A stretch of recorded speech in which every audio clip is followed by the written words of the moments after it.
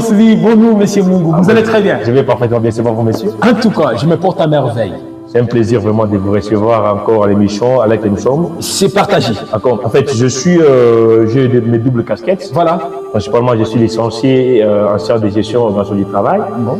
Également, je suis master en logistique et transport multimodal. Merci. Mais je suis comme un démonteur. Voilà. À la situation actuelle ou la conjoncture actuelle qui traverse la RDC, en termes, qui peut nous dire, vous pouvez nous expliquer en termes de l'appréciation, la dépréciation monétaire d'aujourd'hui en RDC, parce qu'il y a même les opérateurs économiques, ou comme ils l'ont appelé les commerçants, c'est la manque sur le marché. Pourquoi il y a le baisse des taux de dollars, mais les produits ne sont pas rabaissés, les prix ne sont pas des produits, les premières sociétés ne sont pas vraiment rabaissés sur le marché.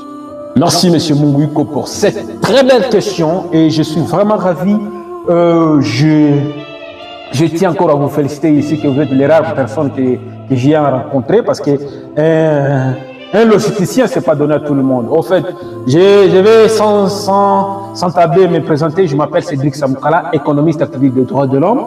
J'ai maintenant plusieurs casquettes.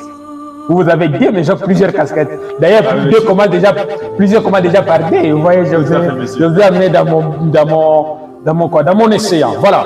En fait, aujourd'hui, avec votre question, d'abord, c'est une situation qui traque la population congolaise. Et de l'autre côté, il y a certains qui disent que c'est de l'escroquerie, et de l'autre côté, ils disent, je ne sais pas, c'est dans quelle situation dont on est plongé.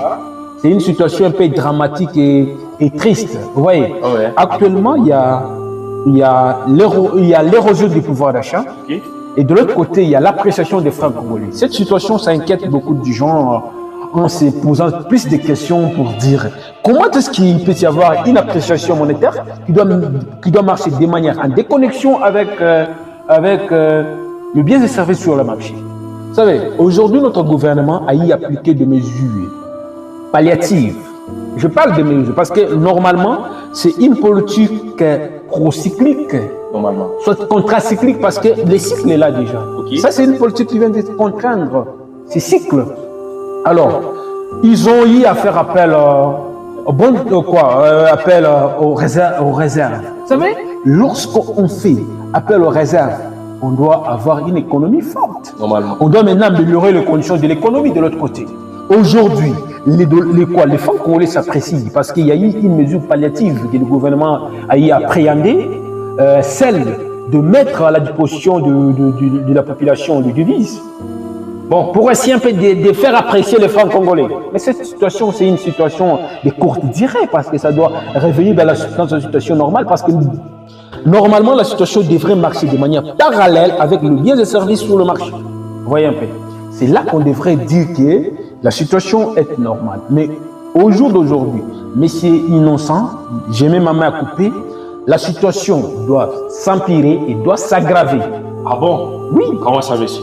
Vous savez, aujourd'hui, nous connaissons État monétariste, nous savons, vous le savez aussi, qu'il n'y a que la production qui est une couverture de la monnaie. Ah oui? La monnaie qui a comme couverture la production de biens et services. Et nous, les monétaristes, nous définissons la monnaie comme étant un actif par excellence. Ah ouais. C'est plein quand même, je peux dire ça. C'est un actif par excellence. Ça doit devenir, ça doit venir des monétaristes.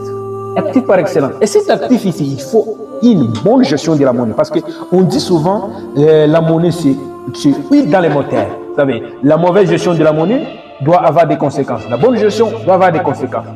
C'est risque paribus. Vous savez, lorsque la situation est gérée par par la politique, vous savez, lorsque je parle de la politique, je ne parle pas de la politique monétaire, je parle de la politique générale. De manière générale. Vous savez, ça va avoir de l'impact. Aujourd'hui, la Banque centrale du Congo, qui devrait être indépendante dans son exécution, elle ne l'est pas. Elle est prise en otage par le gouvernement et par certaines politiques machiavéliques. Aujourd'hui, nous savons, vous savez, l'inflation ici, elle est le fruit du seigneuriage monétaire. Pendant la période électorale, parce que la seigneuriage monétaire, c'est un recours au planche à billets sans qu'on passe par une production. Monsieur Munguiko, il y a à boire et manger. Si on s'étalait ici, à tout étaler, je vous dis, vous allez regretter. C'est normal.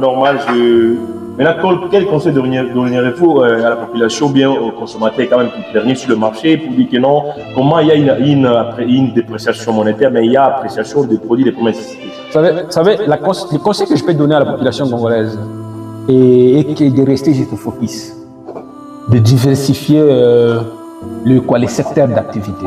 Lorsqu'il n'y a pas de secteur d'activité, il faut d'abord chercher d'autres secteurs de refuge.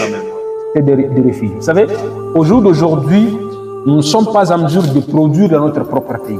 Il y a un problème. La balance commerciale et le déficitaire dans la RDC, et tout ce que nous consommions, ça vient de l'étranger. Alors, j'ai dit à la population congolaise, vous savez, nous sommes juste conséquence de la politique machiavélique de nos politiciens parce qu'ils veulent assoupir leurs désirs, ils veulent s'éterniser au pouvoir. Nous, ils doivent essayer un peu de camoufler certaines réalités. C'est ambigu. Non, on doit comprendre, monsieur. On doit se dire quand même la vérité. Normalement, les choses. Voilà, on doit se dire la vérité. On doit dire la vérité. Et la réalité en est que la population congolaise souffre et vive à voisine de la pauvreté. Mais c'est clair, il y a un monsieur qui veut aussi intervenir, je ne sais pas. Non, ici on intervient que les poils, voilà. Vous savez, monsieur Mungu, c'est quoi? C'est comment les arbres qui cassent la forêt. Un arbre qui casse la forêt.